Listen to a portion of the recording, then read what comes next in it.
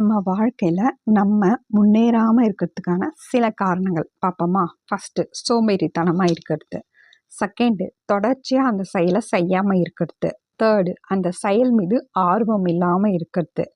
அதுக்கப்புறம் பார்த்தோம்னா அலட்சியம். 4வது பாயிண்ட்டுன்னு பார்த்தோம்னா அந்த விஷயத்தை அலட்சியமாக செய்கிறது.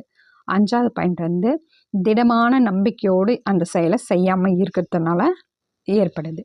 6வது பாயிண்ட்டு பொறுமை நிதானம். இதெல்லாம் வந்து இல்லவே இல்லை. 7வது பாயிண்ட்டு பொறாமப்படுறது.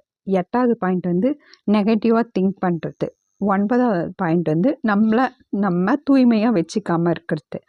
10வது பாயிண்ட் வந்து கவலைப்படுறது. எப்போ பார்த்தாலும் கவலைப்பட்டுட்டே இருக்கிறது.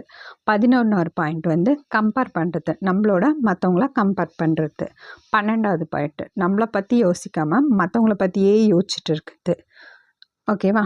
13வது பாயிண்ட்டு பயம் பதட்டம் இதெல்லாம் நமக்குள்ளேயே எப்பவுமே வச்சுட்டே இருக்கிறது.